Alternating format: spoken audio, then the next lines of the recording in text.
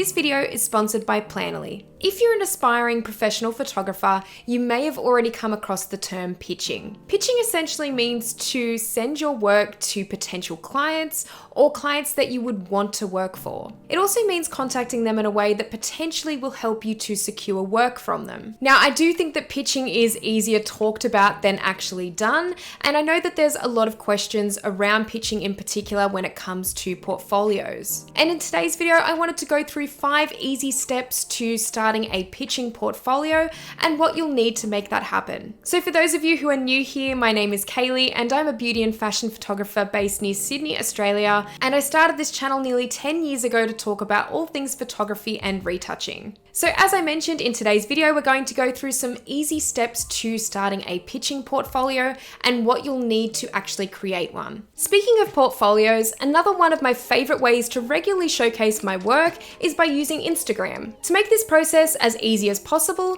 I plan all of my posts by utilizing today's video sponsor, Planoly. Planoly is an online social media planning platform which allows you to save time and be consistent. It can be really difficult as a professional photographer to keep up with posting on social media, but Planoly makes this easy by giving you the option to plan and schedule your content across accounts to platforms such as Instagram, TikTok, YouTube, Facebook, LinkedIn, X, and Pinterest. This way you can focus on the really important stuff like being creative.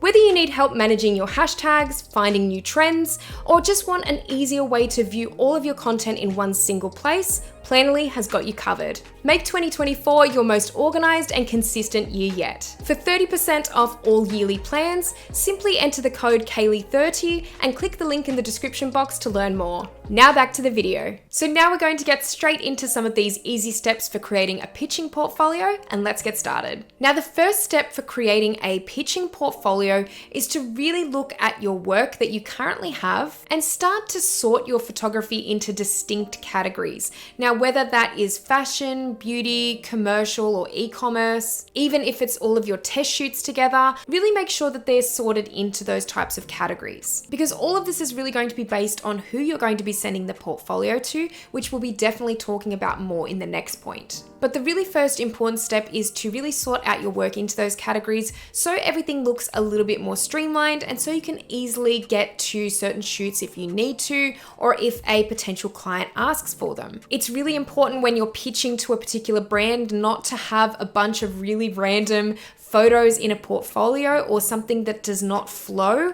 It really has to be specialized and specifically made for the brand that you're actually pitching to, which is my next point. It is really important to create a pitching portfolio based on the brand that you are pitching to. Now, I think a lot of people are under the impression that a lot of professional photographers just have one singular portfolio, and that would be incorrect. A lot of professional photographers, especially when it comes to fashion and beauty, because there's a lot of facets of this genre that it's hard to cover in just a single portfolio. It's really important to have several different portfolios that you can send, but even more so, like I mentioned, when you're pitching to a particular brand, you really want to show them that your work encompasses what they're after. You want to be able to match your work to their style as well and show them that you can really fit in with that. So for example, if I have a lot of fashion images and a lot of them are outdoors in natural light, taken with a wide angle lens, I'm not going to be putting those types of images in a portfolio that I would potentially want to send to Sephora, for example. They are specifically going to want to see beauty images and up close portraits, usually not taken with a wide angle lens, and they'll probably want to see a lot of what's been taken in studio, or if it's in natural light, it's got to be really up close details of the skin. So I'd really be focusing on lots of beauty images like that to add into a portfolio. For example, if I was pitching to Sephora, and for a fashion brand, obviously I wouldn't be focusing on that type of imagery. I'd be really looking at what the brand style is, what the color grading and tones are that they like to use in a lot of their campaigns, or the elements, whether it's an outdoor shoot that they like to have, or whether they really like simplistic studio imagery, minimalistic kind of imagery. I'd be really looking into that and what the brand style is, and then really trying to curate a portfolio that's speaks volumes to that, and stuff that I've photographed that can really match in with that style. And sometimes this might actually mean that you go and photograph a test shoot specifically to pitch to some of these brands as well. That is something that I've done on several occasions. So as I mentioned, you really need to be specific with this, and you really need to tailor these portfolios to the brand that you're pitching to. And once you've really figured out what kind of style of images you want to include in a portfolio for the brand you're pitching to, you can then go on to use a program like Canva, for example, where you can easily compile these images into a portfolio. And yes, you can definitely use templates for this. I find using Canva a really easy way to curate a portfolio. You've just got a lot of freedom with the dragging and drop motions that they allow you to do, and obviously a lot of the elements and templates that they have are really nice and clean and minimalistic, which I like to use mainly when I'm doing pitching portfolios. For example, I'm actually going to include a pitching portfolio that I often use if I'm reaching out to modeling agencies, and I curated this portfolio specifically if I hadn't reached out to a particular modeling agency before, and if they hadn't seen my work, then I knew that I could send this pitching portfolio through to them. And this actually has a really good selection of previous test shoots that I've done for different models and that.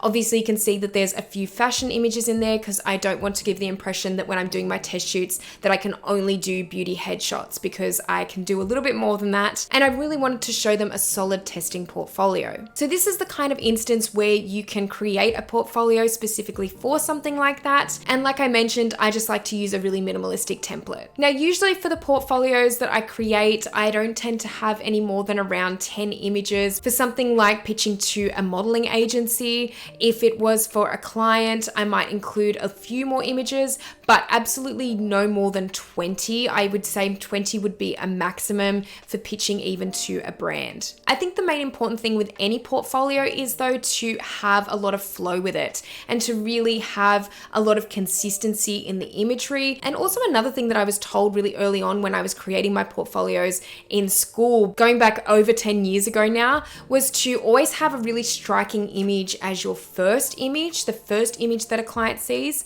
and also your end image has to be striking as well. So really keep that in mind, to have one at the beginning, one at the end of your best imagery, and that really helps to create a good portfolio that's going to be memorable for potential clients. Then step number 4 is to convert this portfolio to a PDF form, so it's really easy to send via email. There's nothing worse than sending a bunch of images in an email to a potential client, and either they can't open them because their spam filters caught it and they don't allow images to be viewed, or the images appear not the correct size, they look too big, or the entire thing just looks like it's in the wrong format and it doesn't flow. It's much cleaner and easier having a PDF to send a potential client, and I definitely recommend doing this with your pitching portfolios. And then step number 5 is to email your pitching email. So obviously in the email itself, you'll need to write your pitch up and include the information that you need to include. I'm not going to go in depth about this in this video today, but if you'd like to see more videos on pitching in general, definitely let me know in the comments section below. But the main thing is as well is that you want your work to speak for itself, and this is really one of the ways that you can help that to happen